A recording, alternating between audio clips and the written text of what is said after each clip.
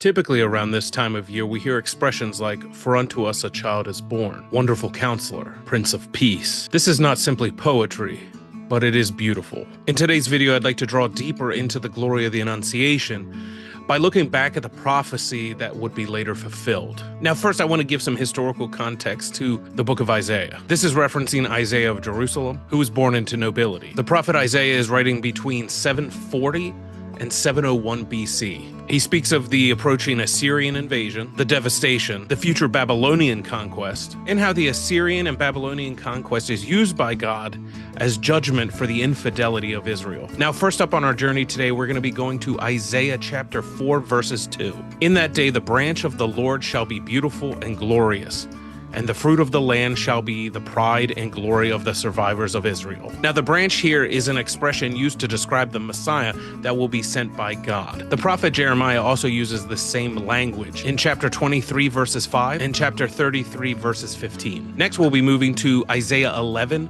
verses 1 through 3. "There shall come forth a shoot from the stump of Jesse, and a branch shall grow out of his roots. And the Spirit of the Lord shall rest upon him, the spirit of wisdom and understanding, the spirit of counsel and might, the spirit of knowledge and the fear of the Lord." Now let's address the shoot from the stump. When a tree is felled or cut down, it is presumed dead. But sometimes a small stem will sprout from the stump, signifying it's still alive. Also, we learn it is from the stump of Jesse. Remember who Jesse is. Jesse is the father of King David. Therefore, the Messiah will come from the line of David. Now, it's not uncommon for ancient Israel that when God forecasts something into the future, that they ask for a sign, so they know this is it, as a way for them to determine it has been fulfilled. And we see this sign next in Isaiah chapter 7, verses 14. "Therefore you will be given this sign by the Lord himself. The virgin will be with child, and she will give birth to a son, and she will name him Emmanuel." So it couldn't be more explicit in this passage that the sign is a virgin will conceive. And the name given to this child is Emmanuel, which means God with us. And as Christians, we know that this child is the second person of the most holy Trinity. So attributing the name Emmanuel to him, you might say no truer words have ever been spoken. Next, let's take our attention to Isaiah chapter 9, verses 6 through 8. "For to us a child is born, to us a son is given, and the government will be upon his shoulder,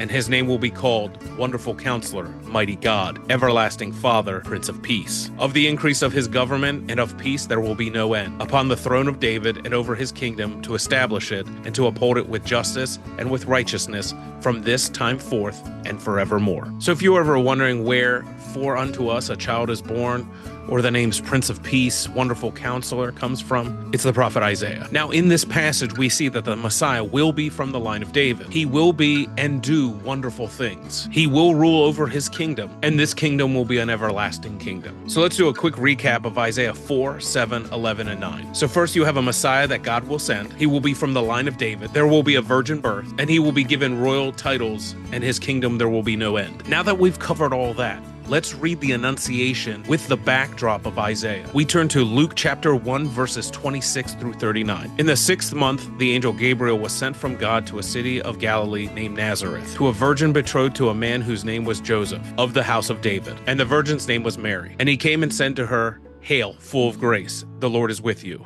But she was greatly troubled at this saying, and considered in her mind what sort of greeting this might be. And the angel said to her, 'Do not be afraid, Mary, for you have found favor with God. And behold, you will conceive in your womb and bear a son, and you shall call his name Jesus. He will be great, and will be called the Son of the Most High. And the Lord God will give to him the throne of his father David, and he will reign over the house of Jacob forever, and his kingdom there will be no end.'" That language used in verse 32 and 33 is striking. The Son of the Most High, the throne of his father David. He will reign over the house of Jacob forever, and his kingdom there will be no end. So during this Advent season, let's focus in on the readings from the prophet Isaiah, and how 700 years in advance he points to the Annunciation. And the long-awaited Messiah will be here soon. But not just a Messiah, the second person of the most holy Trinity, God himself. So let us rejoice and share in the joy. Thank you so much for joining me today. I hope you enjoyed this video, and I hope you have a blessed day.